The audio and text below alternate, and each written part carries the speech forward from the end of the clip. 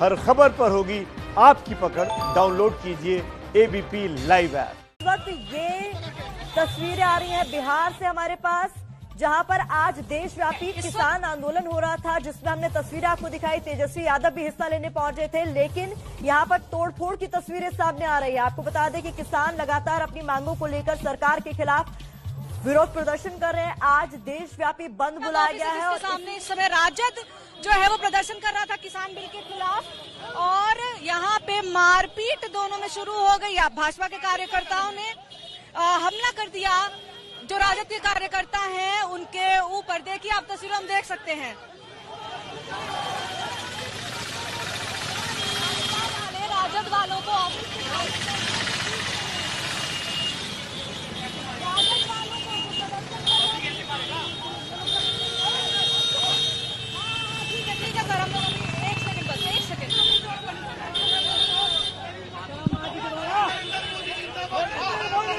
तो यहाँ पर आप देख सकते हैं कि बिहार में जहाँ पर किसान आंदोलन हो रहा था, यहाँ तस्वीरों में आप देख सकते हैं आरजेडी कार्यकर्ताओं पर लाठीचार्ज हुआ है। ये बीजेपी कार्यालय के सामने से जब पूरा कारवां निकल रहा था उस वक्त की तस्वीरें आप देख सकते हैं। आपस में लग रहा है कि दोनों ही पार्टियों के कार्यकर्ता भिड़े हैं। तस्वीरों में देख सकते हैं आप, पुलिस भी मौके को संभालने की कोशिश कर रही है, हालात को संभालने की कोशिश कर रही है, और आरजेडी कार्यकर्ताओं पर लाठीचार्ज की खबर सामने आ रही है। इस वक्त आज ही बिहार चुनाव की तारीखों का ऐलान होना है, उससे पहले आप देख सकते हैं आरजेडी और बीजेपी के कार्यकर्ता आपस में भिड़े हैं। इस वक्त की तस्वीर आपको दिखा रहे हैं। आरजेडी कार्यकर्ताओं पर लाठीचार्ज की खबर आ रही है। पटना में आरजेडी और बीजेपी कार्यकर्ताओं के बीच झड़प हुई है। तस्वीर देखिए किस तरीके से तोड़फोड़ की जा रही है।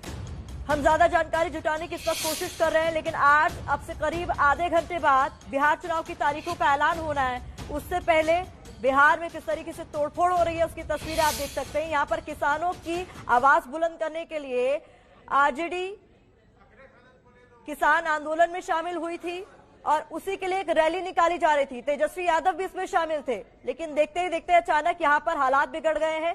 जब बीजेपी मुख्यालय के सामने से ये आंदोलन कर रहे लोग गुजर रहे थे, उस वक्त किस तरीके की स्थिति थी, क्या हुआ, ये हम जानकारी जुटाने की कोशिश कर रहे हैं। अखिलेश आनंद ज्यादा जानकारी के साथ हमारे साथ जुड़ गए। अखिलेश, कोई अपडेट है आपके पास इस पूरी खबर को लेकर?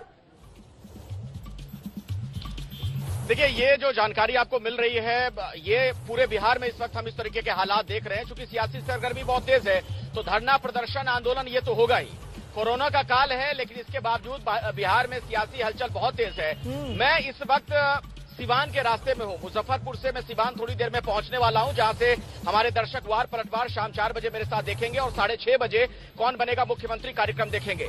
लेकिन ये जो चुनाव है क्यों महत्वपूर्ण है, जरा इसे समझने की कोशिश कीजिए।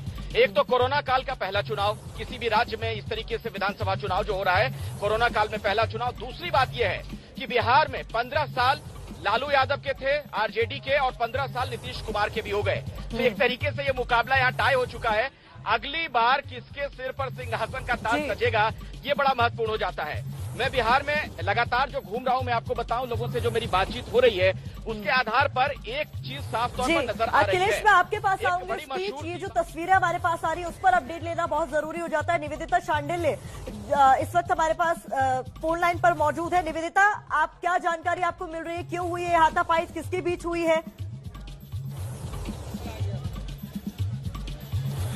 जी देखिए, भाजपा दफ्तर के सामने हाथापाई हुई है। हमारे साथ जो मीडिया सचिव है, मैं उनसे ही बात कर लेती हूँ। सर, ये बताइए, अभी काफी बवाल होते हुए दिखा, मतलब भाजपा का गमछा कमर पे बांध करके लोग लाठियों से पीट रहे थे। किसको पीट रहे थे, आप क्यों पीट रहे थे? जाप पार्टी के लोग, पप्पू यादव के समर्थक लोग भारतीय जनता पार्टी के गेट के सामने आकर और भारतीय जनता पार्टी के कार्यकर्ताओं को मारने लगे, पीटने लगे। उसी में संघर्ष हुआ है।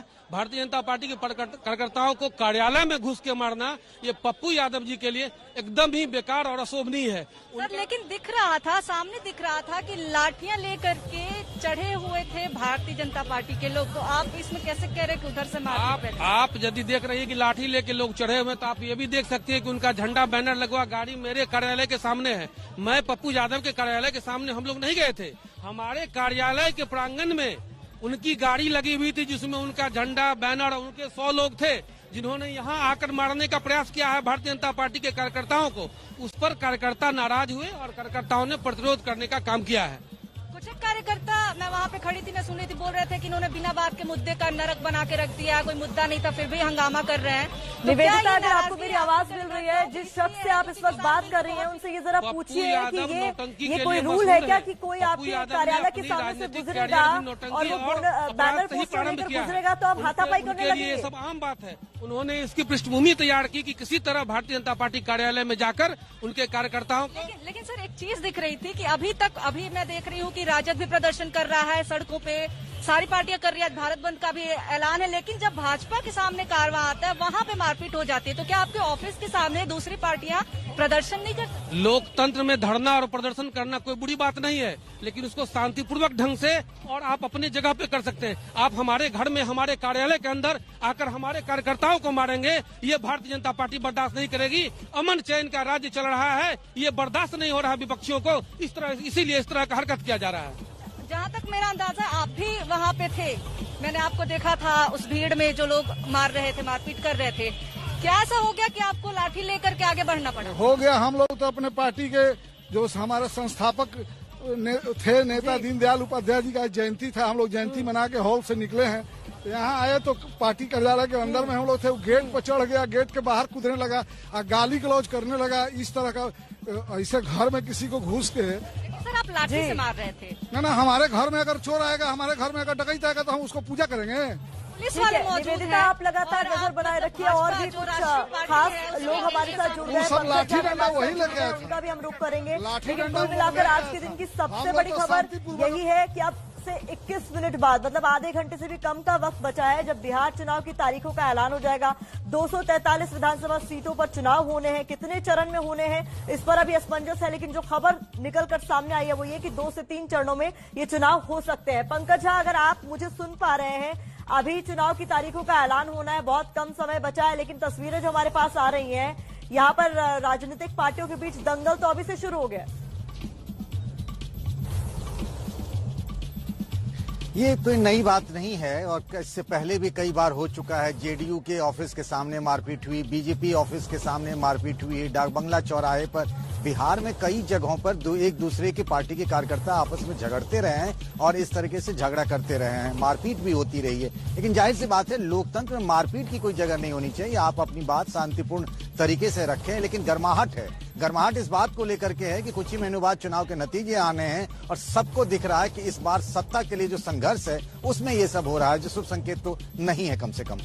जी पंकज, चूंकि आप तो बिहार यात्रा पर हैं, आप बेहतर बता पाएंगे। बहुत सारे मुद्दे हैं जिन्हें भुनाने की इस बार के चुनाव में कोशिश की जाएगी, चाहे फिर वो लॉकडाउन जब लगा कोरोना के चलते और जिस तरीके से पलायन हुआ, चाहे वो बिहार में बाढ़ बारिश का मुद्दा हो। मुद्दे बहुत सारे हैं, लेकिन रिपोर्ट कार्ड तो जनता ने तैयार कर रखा होगा।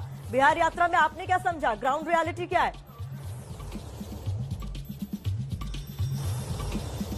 बिहार के लोग आमतौर पर अपने पत्ते खोलते नहीं हैं और कई बार तो ऐसा होता है कि बिहार के वोटर गुमराह भी कर देते हैं। उनको वोट देना होगा किसी और पार्टी को, किसी और पार्टी की तारीफ कर लेते हैं। लेकिन इतना जरूर है कि जहां भी जा रहे हैं चुनाव की ही चर्चा हो रही है, इसमें कोई दो राय नहीं है। 15 साल लालू राबड़ी के रहे, 15 साल नीतीश कुमार के रहे, कुछ महीनों को छोड़ दें अगर जीतन राम मांझी के, इन दो नाम की चर्चा है। इस बार लालू चुनाव प्रचार में नहीं रहेंगे, ये एक बहुत बड़ी बात होगी कि उनकी गैर हाजिरी में चुनाव होगा। और इसीलिए तेजस्वी भी इस बार एक अलग डगर पे हैं। वो मोदी के सामने अपने को पेश नहीं कर रहे हैं, मोदी का विरोध नहीं कर रहे हैं। वो नीतीश कुमार की एक एक स्कीम की, गरीबी, बेरोजगारी, इन सब चीजों की चर्चा कर रहे हैं। नीतीश ये कह रहे हैं कि कोरोना के संकट के समय में अप्रवासी मजदूरों के लिए उन्होंने क्या किया, लोगों के लिए उन्होंने क्या किया, घर घर बिजली पहुंचा दी, नल जल पहुंचा दिया। दोनों के अपने अपने रिपोर्ट कार्ड हैं। जनता को तय करना है कि उनका आशीर्वाद किसके साथ होगा। लेकिन इस पर मुकाबला बहुत दिलचस्प है, इसमें कोई दो राय नहीं है। मुकाबला भी दिलचस्प है और जो स्थिति है वो पहले जैसी नहीं है। 2015 से चुनाव हर लिहाज से अलग हो जाते हैं। कोरोना महामारी के बीचों बीच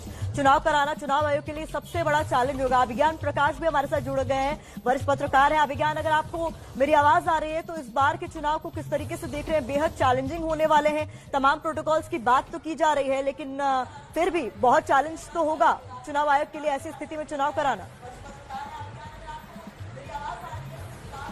जी बिल्कुल सही कहा। अपने आप में मैं पिछले चुनाव में काफी ट्रैवल किया था मैंने बिहार, और मैं उसको याद करने की आज कोशिश कर रहा था, क्योंकि बहुत बड़ी चुनौती होगी कोरोना के समय में इस तरह का इलेक्शन होना और किस तरह से उसमें प्रचार होता है, लोग कैसे अपनी बातें पहुंचाते हैं, पॉलिटिकल पार्टीज अपनी बात को कैसे पहुंचाती है लोगों तक, ये अपने आप में बहुत चुनौती भरा होगा, इसमें कोई दो राय नहीं है।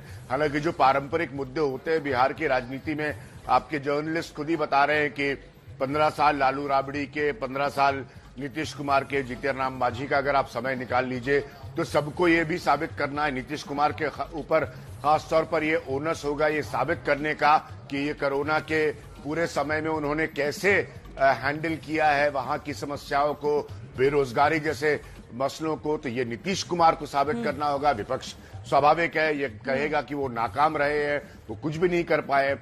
चुनौती इसलिए होगी, मैं एक छोटी सी बात जल्दी से आपसे कहता हूं, आपके अभी जो चैनल पर फुटेज चल रही थी उसको मैं देख रहा था, अब आप ऑलरेडी देखिए, और ये सब जगह समस्या है, बिहार में नहीं अकेले, ना लोग कोई सोशल डिस्टेंसिंग फॉलो करते हैं, ना प्रधानमंत्री की अपील को सुनते हैं, मास्क तो ऐसे पहनते हैं कि अगर बात करते वक्त जरूरत है तो मास्क उतार देते हैं। अब सोचिए इस तरह के माहौल में चुनाव होना है, कोरोना कतई भी इस देश से खत्म नहीं हुआ है, इसलिए आपका जो फंडामेंटल क्वेश्चन है, जो बेसिक सवाल है, बुनियादी सवाल है आपका, वो बहुत सही है, क्योंकि बहुत बहुत बड़ी चुनौती है। ये देखना होगा कि इस चुनाव के दौरान वो स्थिति नियंत्रित कैसे होती है और बिगड़ ना जाए। बिल्कुल, बहुत सही आपने बात कही अभिज्ञान। सबसे बड़ा चैलेंज हम सबको पता है कि इस बार के चुनाव में यही होने वाला है कि कोरोना महामारी के बीचों बीच बिहार के चुनाव आखिरकार कैसे कराए जाए।